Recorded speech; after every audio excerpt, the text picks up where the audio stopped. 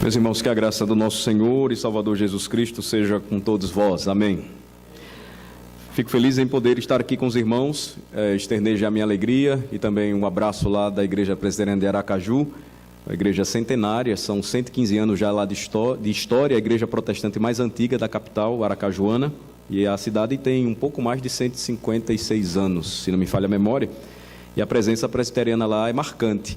Na verdade, em Sergipe, estado de Sergipe, que é o menor estado da federação, o presbiterianismo chegou lá há mais de 130 anos, numa cidade chamada Laranjeiras. A igreja de Aracaju é filha dessa primeira igreja, primeira igreja presbiteriana do Sergipe, e o seu fundador, o seu organizador, melhor falando, foi o cunhado do Archibald Green Simonton, do reverendo Archibald Green Simonton, o reverendo Blackford. Então, é um prazer estar aqui com os irmãos. A igreja, eu tenho o privilégio de pastoreá-la desde 2008. Eu estou trabalhando lá com os irmãos e fico feliz de poder estar aqui com os irmãos em Poá. Alguns irmãos eu já conhecia e tenho a oportunidade de conhecer outros irmãos e louvar a Deus porque Ele tem feito grandes coisas em nosso país. Preservado igrejas para que permaneçam fiéis à palavra do Senhor, levantado pregadores fiéis para que anunciem o seu santo evangelho, e nesta tarefa o trabalho de redescoberta da verdadeira masculinidade bíblica é essencial para que as igrejas de Cristo, elas cresçam de forma saudável.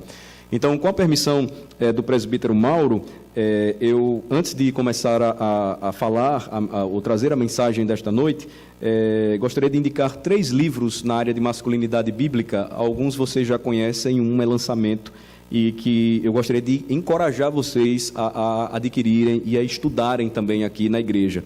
O primeiro deles que vocês já conhecem, mas talvez você não tenha ainda feito esse estudo entre homens, eu acredito que é o único livro que nós temos sobre masculinidade bíblica traduzido para o Brasil, aplicado ao treinamento dos futuros homens, que é da série do Douglas Wilson sobre família, do Centro de Literatura Reformado Futuros Homens, que eu soube vocês estão estudando aqui com a UPA.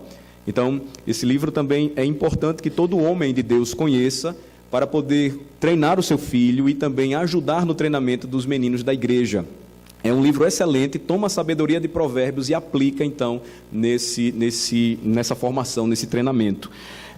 Só uma história curiosa é que essa série ela começou a ser lançada no mesmo período em que lá, em Aracaju, nós começamos a realizar um trabalho para treinar os futuros homens, os meninos da nossa igreja e da região, e também treinar os homens da igreja, futuros líderes ou líderes da igreja, que foi um acampamento denominado Homens do Futuro. Ele foi baseado no primeiro livro da série, o Futuros Homens, e a cada acampamento esses livros eram lançados pelo CLIRI.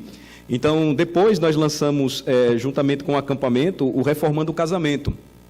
Numa perspectiva pactual, numa perspectiva da doutrina do pacto que nós cremos, ensinamos e confessamos como presbiterianos e reformados, não tem livro melhor para você estudar com a sua esposa, para você ajudar no curso de noivos ou treinamento para casais. Dentre os livros sobre casamento, numa perspectiva pactual, o livro Reformando o Casamento é o melhor de todos eles, sem sombra de dúvida. E, finalmente, este livro aqui, a série tem outros livros que certamente ainda sairão, estão traduzidos, voltados só para homens mais velhos, homens mais maduros, mas também pode ser utilizado no treinamento de jovens e adolescentes, que é o Fidelidade, como ser marido de uma só mulher. Então, temas como pornografia, masturbação, sodomia, e outros temas relacionados à masculinidade e como a Escritura trata para que nós fujamos do pecado e vivamos para a glória de Deus, o Wilson aborda de uma forma muito clara, direta e bíblica. Então, quero encorajar vocês também a adquirirem esse livro, é o mais recente da série, Fidelidade. Ele bate firme mesmo, e ele é bem interessante para chamar-nos à responsabilidade, chamar-nos ao serviço como homens de Deus à Igreja de Cristo. Então, o que nós vamos trabalhar hoje, o tema que sugeri e que foi escolhido é Servos do Senhor, o chamado do mandato masculino para a Igreja de Cristo. Qual o texto básico? Nós lemos ele devocionalmente, eu quero convidá-los vocês novamente para ele, Josué capítulo 24. Por favor, abram comigo nesta passagem. Josué 24. Só que desta vez nós focaremos apenas os versículos 14 e 15.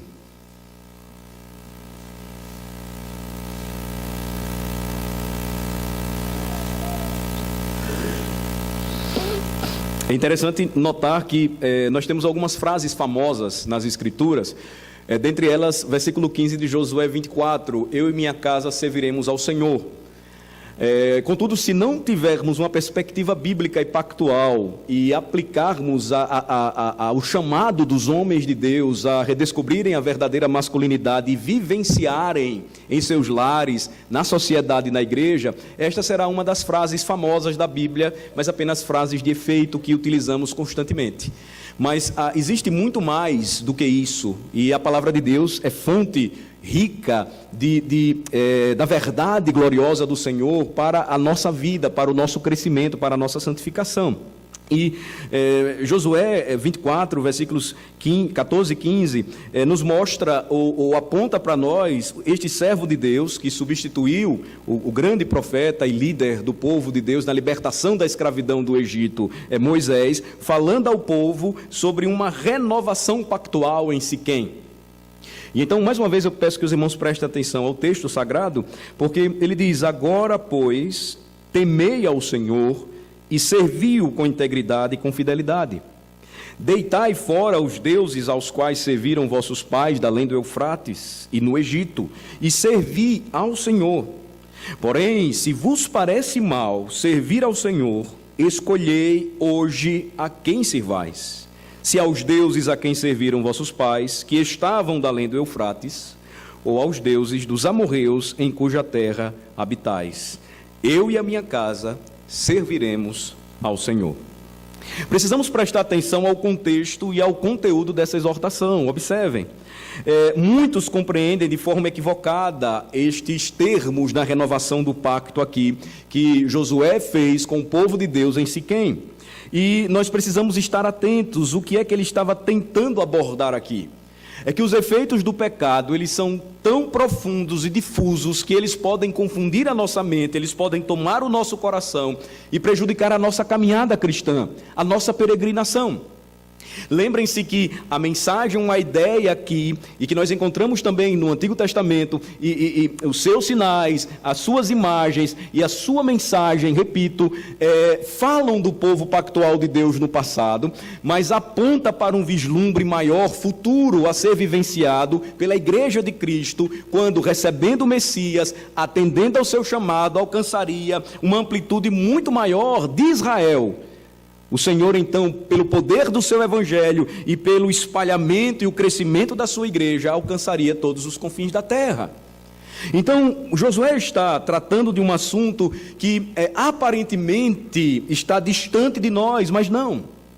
Quando nós compreendemos a doutrina do pacto, as suas consequências, bênçãos e maldições, nós começamos a prestar atenção com maior cuidado àquilo que ele está aqui abordando.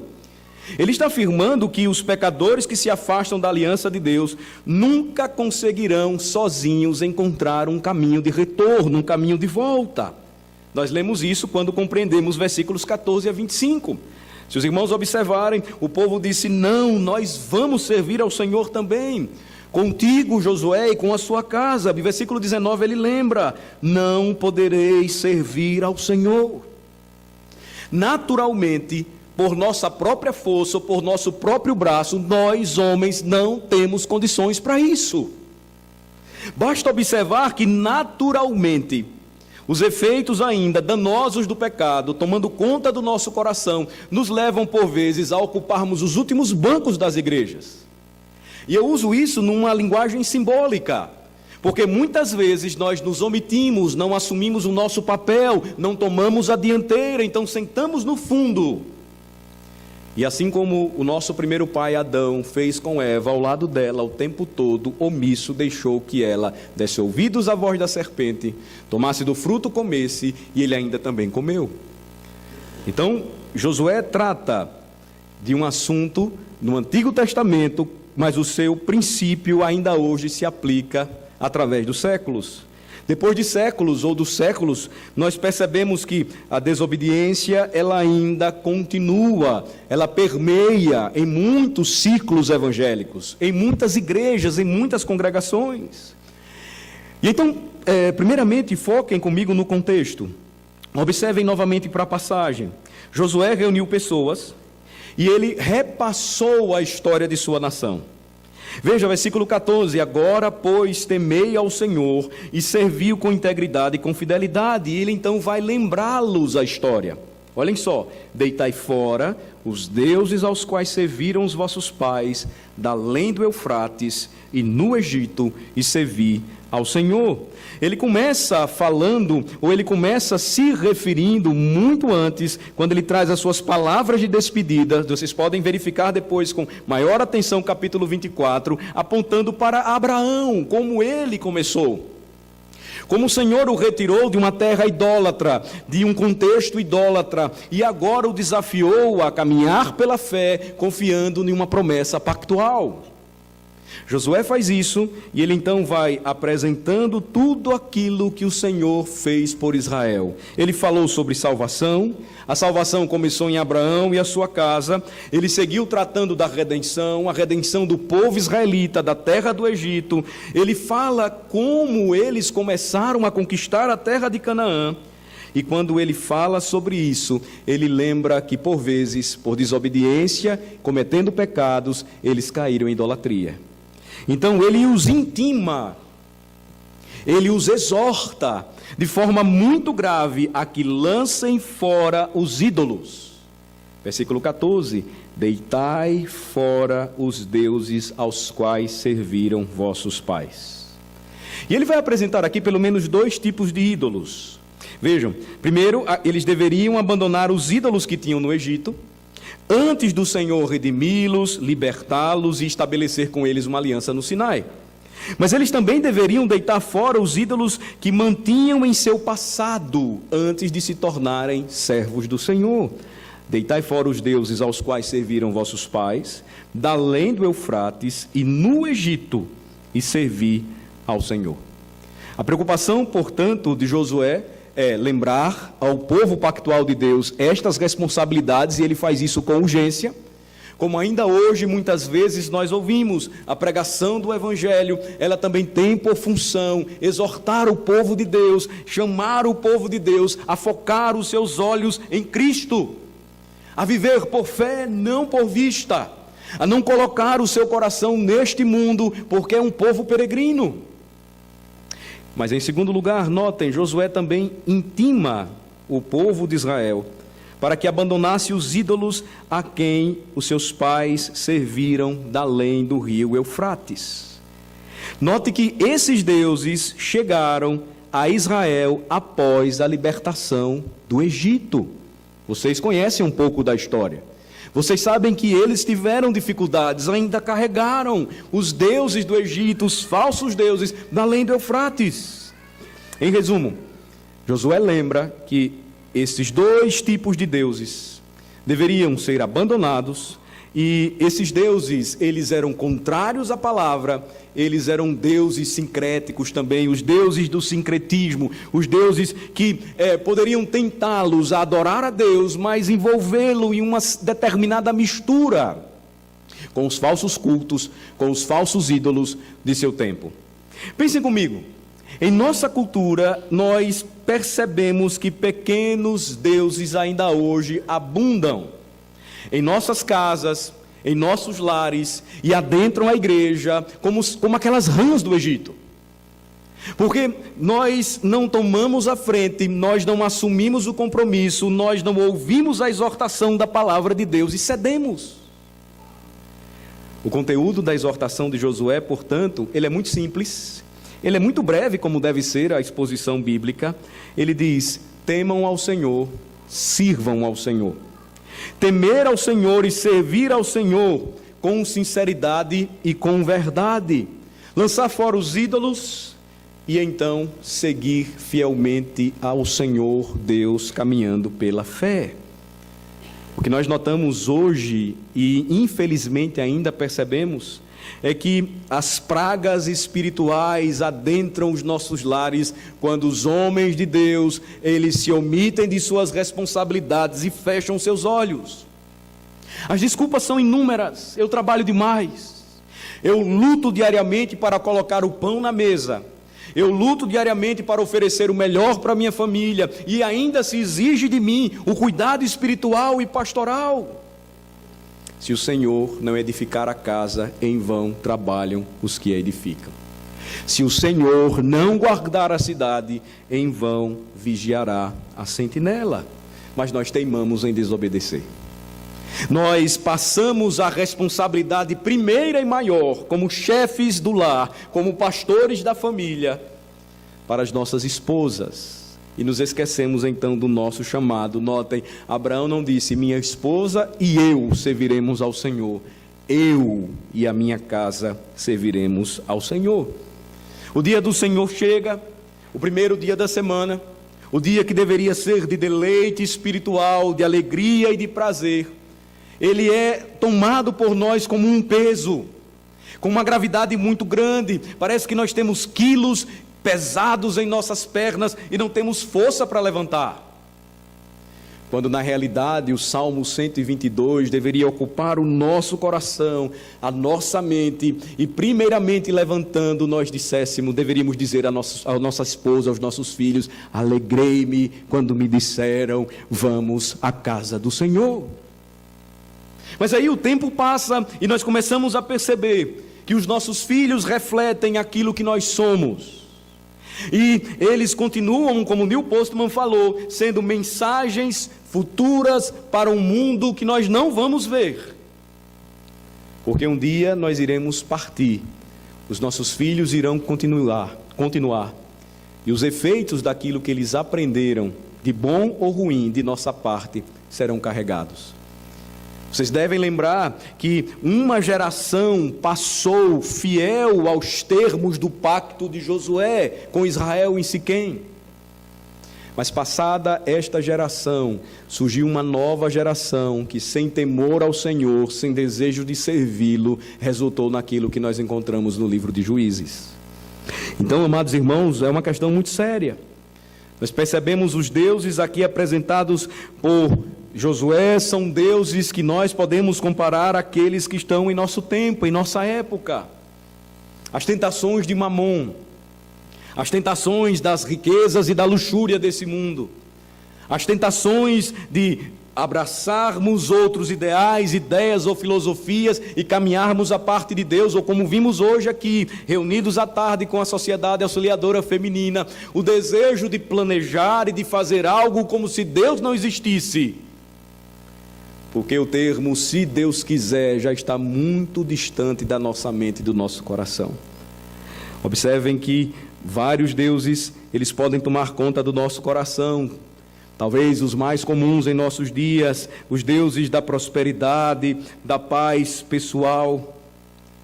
O Deus da idolatria, a avareza, que é um terrível pecado.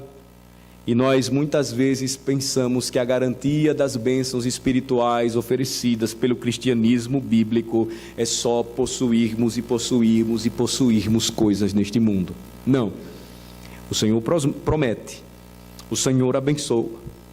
Mas nós não podemos colocar estas coisas como primeiro lugar em nosso coração. Então, notem que infelizmente muitos homens em nosso tempo não estão aptos para essa tarefa. Eis a razão porque homens em nosso tempo, muitas vezes criados na igreja ou homens da igreja, não têm fibra. E a razão é porque eles já abdicaram de suas responsabilidades.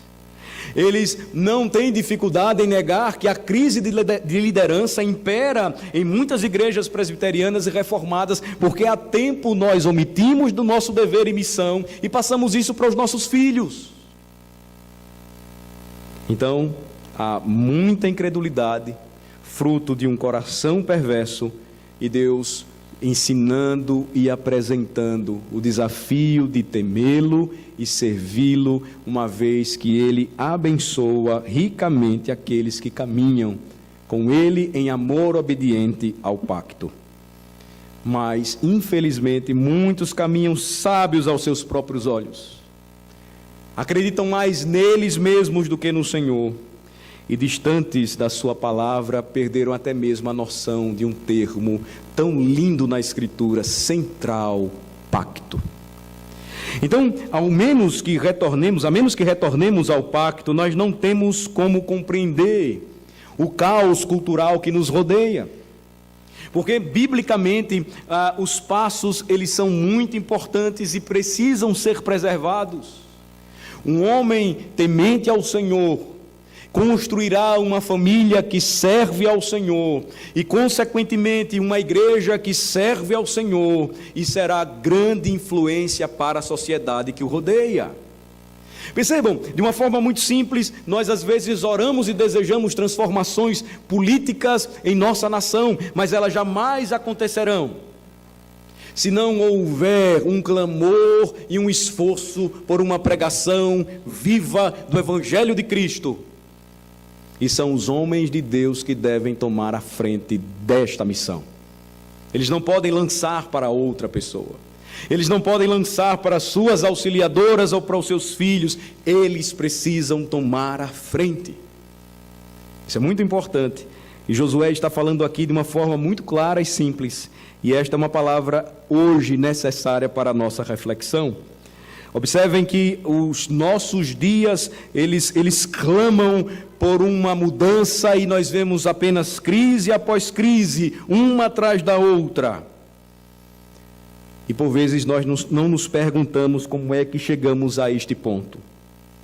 Ou então não procuramos responder a questão biblicamente, mas apenas tratamos superficialmente a família, ou superficialmente a ferida da nossa família. Não são poucos os casos em que presbíteros, pastores aconselham casais, e ainda os homens teimam em acreditar que a solução para a restauração de seus casamentos, de suas casas, é dando coisas para sua esposa. Quando na realidade o amor que ele deveria dar é aquele de Efésios 5: ame a sua mulher como Cristo amou a igreja e entregou a sua vida por ela. Mas nós queremos submissão. Nós queremos que ela seja obediente a nós. Nós queremos que ela faça tudo o que nós mandamos. Nós não entendemos nada e não compreendemos nada a respeito de Cristo, do seu amor por sua noiva, a igreja. Observem, irmãos, então, como o Senhor lida com os homens por meio de alianças. Ele é um Deus, a Escritura nos mostra, que faz e guarda alianças. E notem que, embora isto pareça muito lindo e piedoso de se dizer, a pergunta que nós precisamos fazer nesta noite é: o que de fato isso significa? A Escritura nos mostra que essas alianças são pactos solenes, soberanamente administrados, que trazem consigo atreladas bênçãos e maldições. E só para que nós lembremos um pouco aqui o que a Escritura nos fala sobre pacto. Ele fez na criação com Adão, antes da queda. Quando caímos em Adão, ele fez uma aliança de redenção com Adão. E na sequência, com Noé, com Abraão, com Moisés, com Davi. Todas essas alianças como partes de uma grande e ainda completa revelação graciosa do Cristo, que se consumará em um novo céu e uma nova terra. Notem como o Senhor sempre lidou com o seu povo, por meio de alianças. Ele nos criou de tal modo que nós deveríamos lidar uns com os outros, compreendendo estas alianças. Você toma Eclesiastes comigo e você vai observar como o sábio rei de Israel falou sobre a santidade dos votos. Aqueles votos estão ligados ao nosso serviço e adoração ao Senhor. Lembremos aqui, homens, servos do Senhor, os votos que fizemos. Fizemos votos no dia da nossa profissão de fé. Fizemos votos no dia do nosso casamento. Fizemos votos no dia que batizamos os nossos filhos, todos eles solenes e oficiais. Fizemos votos no dia da nossa ordenação. eles não podem ser quebrados. Mas eles não podem ser carregados pela força do nosso braço. Josué lembra claramente: não podemos servir ao Senhor. Ele é santo, zeloso e não perdoará a nossa transgressão, nem os nossos pecados. Ou seja, precisamos de um mediador, de superior aliança. Precisamos do nosso Cristo. Ele é a nossa verdadeira salvação, e sem Ele não podemos fazer nada. Ele é o modelo perfeito de masculinidade, porque ele cumpriu todos os votos que fez, profetizados no Salmo 22, a fim de que declarasse no meio da congregação os louvores do Senhor, sem ter vergonha, homens, de nos chamar irmãos. Não podemos servir ao Senhor independentes de Cristo, a parte de Cristo. Nós precisamos entender, de uma vez por todas, que nós não podemos funcionar como homens, como organismo vivo, família, igreja, sem compreendermos que o Senhor se relaciona com o seu povo através dos pactos. Eu falei aqui, eu citei alguns deles, mas outros pactos poderiam ser mencionados. Notem então, irmãos, que cada família tem certos deveres designados dentro de sua própria esfera. Nós temos pactos de ordem civil, nós temos pactos de ordem institucional, a Igreja de Cristo, nós temos pactos na família. Começa com um pacto que fizemos no dia do nosso casamento, depois nos votos que fizemos de criar os nossos filhos nos caminhos do Senhor. Isso envolve educação, envolve cuidados com a saúde, envolvem muitas outras coisas, mas as famílias juntas, unidas, elas servem muito mais à causa de Cristo quando compreendem os termos desta aliança com temor e serviço ao Senhor. Declararem: eu e a minha casa faremos isto. Observem que, em razão, infelizmente, da crise de masculinidade em nossos lares, não percebemos esta representação tão clara em nossas casas. Notem que, se isto ocorresse de fato, se fosse uma realidade de fato, nós perceberíamos grandes mudanças em nossa nação. Pensem comigo. Nunca antes o nosso país experimentou um crescimento evangélico tão grande. A pergunta é clara: nunca encontramos nas cidades tantas igrejas abertas em vários lugares. Como não há mudança? Como não há transformação? Se não há pregação viva do Evangelho, nada disso vai acontecer. Se o crescimento evangélico, ele é numeroso, mas ele não traz profundas mudanças, a começar nas famílias, igreja e na ordem civil, algo está errado. E não é difícil, meus amados irmãos, perceber como tudo isso começa pela omissão masculina dos seus deveres pactuais. Observem que nossos homens têm se tornado eunucos espirituais. É uma palavra um pouco forte, mas na cabeça e coração de cada família está um homem. Ele não pode evitar biologicamente isso, mas existe uma desobediência que pode afastá-lo de vivenciar a verdadeira masculinidade, e isto o faz com que se torne efeminado. Perceba, muitas vezes nós acreditamos que o processo de efeminação apenas passa no momento em que os homens assumem uma posição de rebeldia tal que, se rebelando contra o Senhor, mudam a sua preferência sexual, se travestem de mulheres, tentando negar aquilo que são. Não! O grande número de eunucos espirituais nas igrejas de Cristo tem produzido aquilo que nós vemos como um processo terrível de efeminação. Porque sabe quando isso começa? Quando eles se esquecem que o seu paradigma, modelo máximo é Cristo, e eles querem ser os valentões da casa. Eles querem ser os machões da família, quando na realidade eles estão se esquecendo de liderar pela humildade, de exercer o amor do marido no lar, de serem aqueles, como diz o apóstolo Paulo, que primeiramente erguem mãos santas na congregação do Senhor, e suas esposas e filhos os acompanham nessa liderança humilde, porque submissos a Cristo. Oh, meus irmãos, a questão é muito mais séria do que imaginamos, porque homens nesta condição, eles desenvolvem uma ampla impotência cultural. Não há então mudança na cultura do nosso tempo, porque nós estamos produzindo uma geração, e aqui eu me refiro ao movimento evangélico brasileiro como um todo, de homens eunucos espiritualmente. Então, o que liderança no lar de fato significa para mim e para você? Que nós seguramos o controle remoto no momento em que a nossa família está em frente à TV? Que nós somos aqueles que sabem fazer a baliza e estacionar o carro quando nós chegamos com a família na igreja? Será que isso de fato significa responsabilidade diante de Deus? Me permito aqui um dado histórico.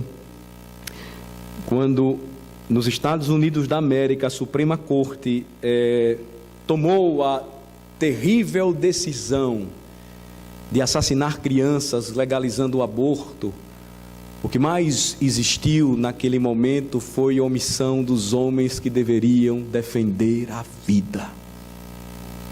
Um dia antes do 11 de setembro de 2001, mais bebês tinham sido assassinados nas clínicas legalizadas nos Estados Unidos da América do que aqueles que morreram no World Trade Center.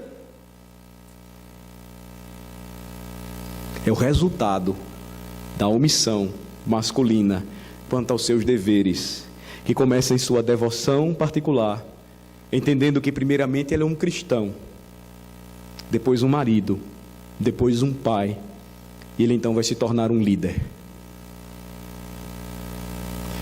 Observem que quando nós trazemos esse assunto à tona, e nós pensamos um pouco juntos aqui, somos exortados a um envolvimento, a um engajamento maior, porque por vezes parece que para muitos de nós, versículo 15, o início é a realidade que vivenciamos.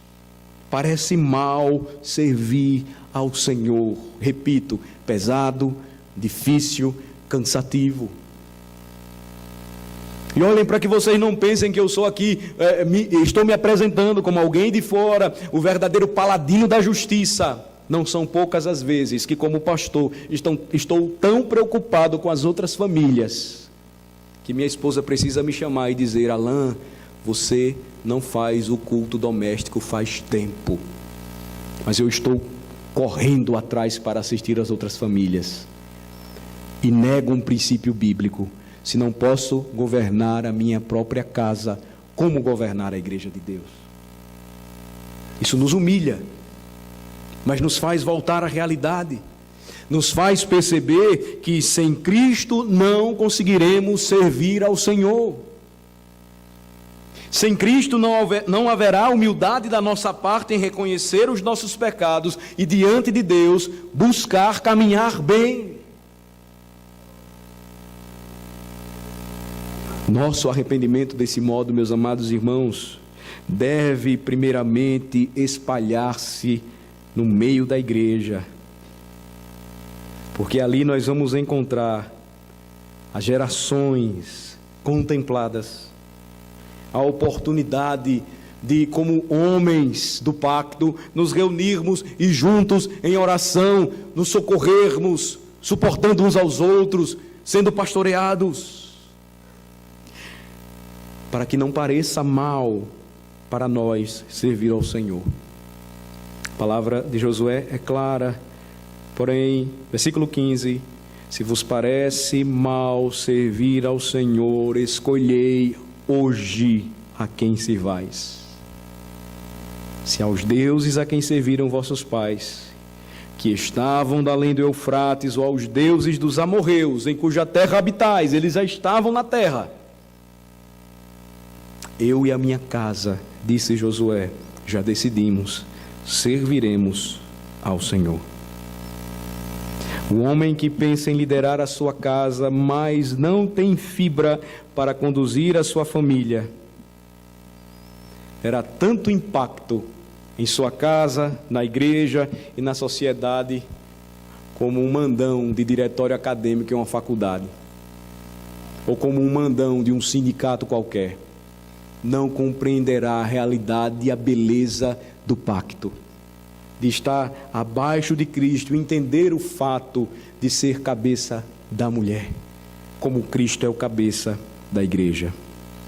À medida em que a igreja é reformada, meus irmãos, pela palavra e pelo Espírito, ela então redescobrirá, ela recobrará a sua antiga força, ela será restaurada.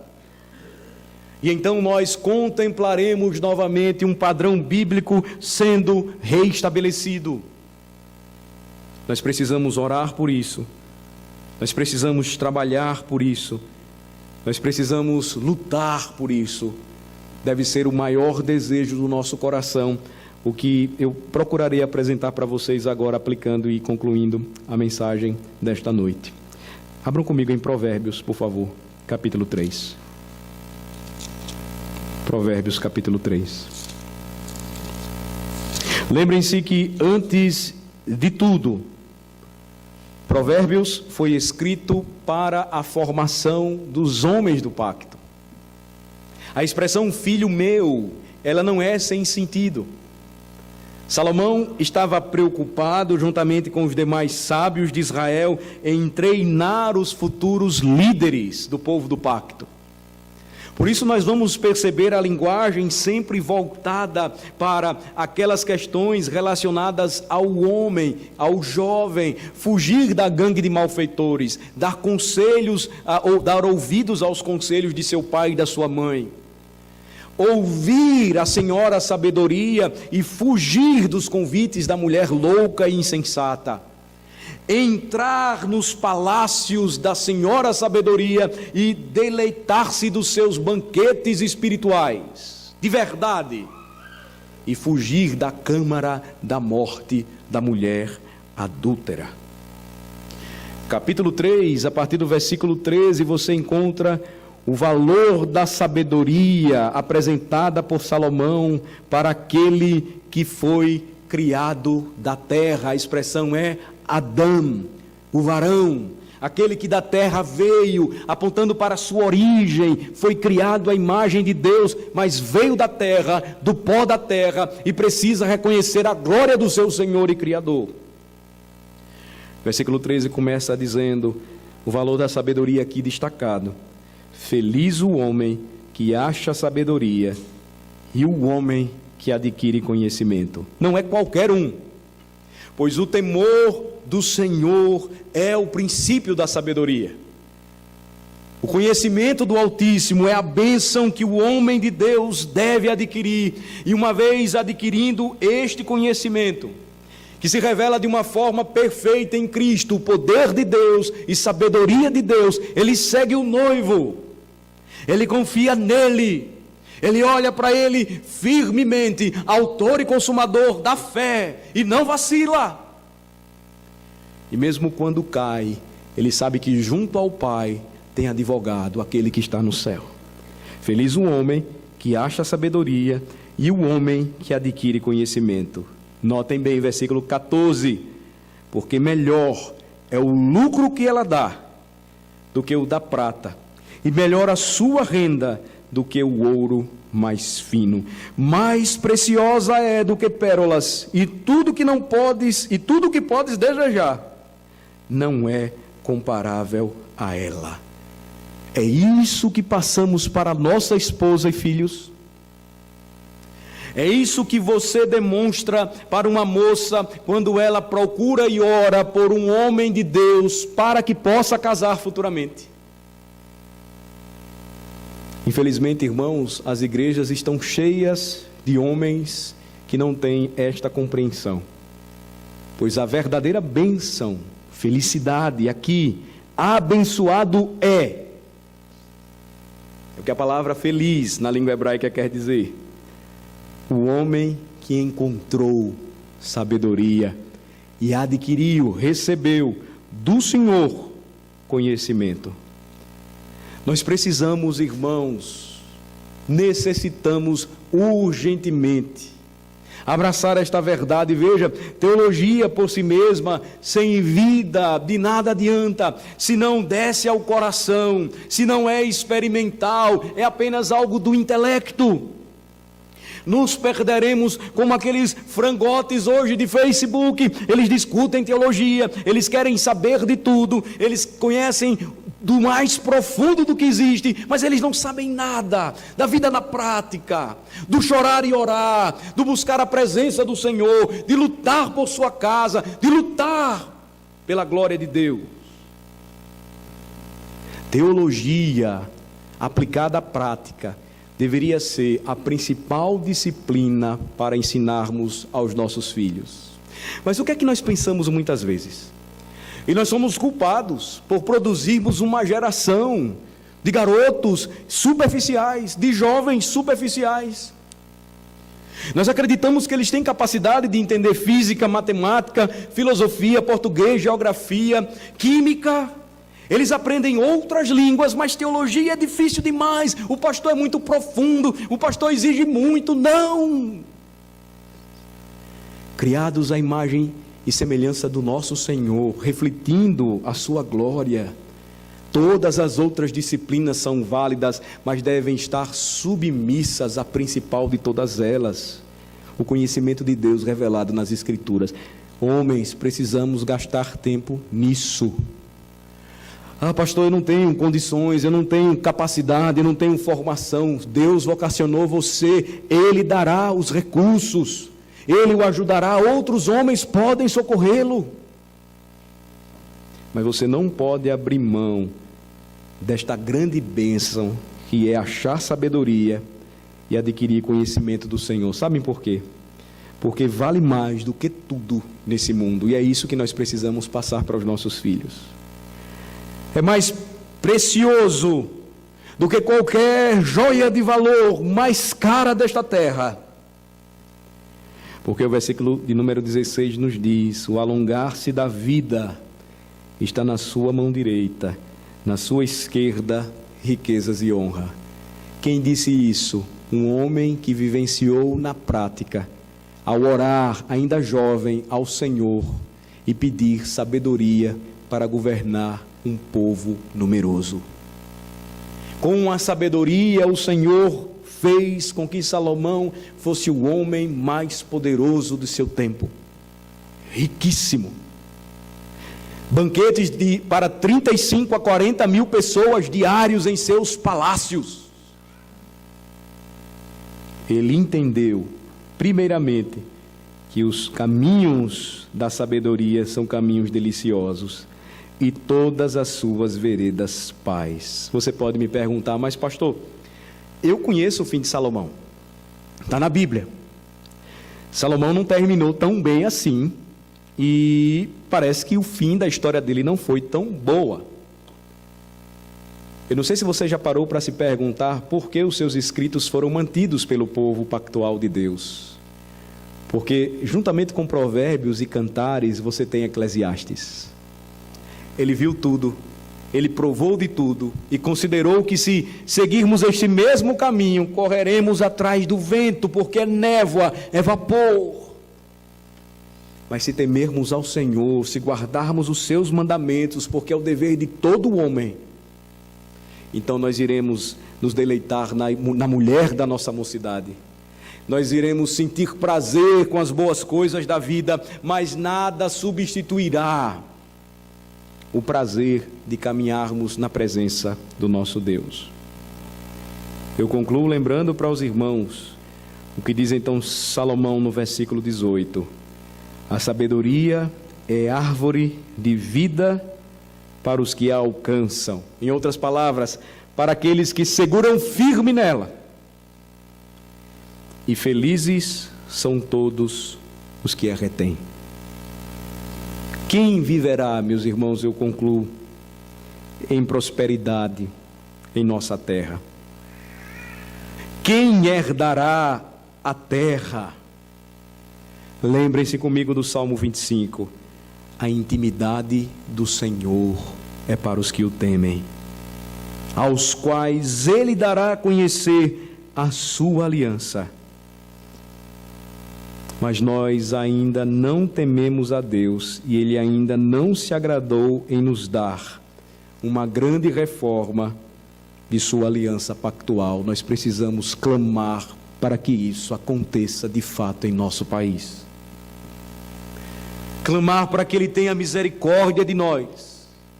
E a partir desta igreja e de outras igrejas fiéis, esta verdade, ela tome conta e preencha a nossa nação do conhecimento do Senhor, para que este conhecimento tome tudo, assim como as águas cobrem o mar, conforme a profecia bíblica. Nós não podemos nos contentar com nada menos do que isso. Isso deve ser objeto da nossa oração, do nosso esforço, da nossa luta, mas lembrem-se, sempre caminhando na presença de Deus. Cristo sendo o centro, Senhor da nossa vida, Senhor da nossa casa, Senhor da aliança. Aquele que cumpriu perfeitamente os termos da aliança, para que nós tivéssemos verdadeiramente vida.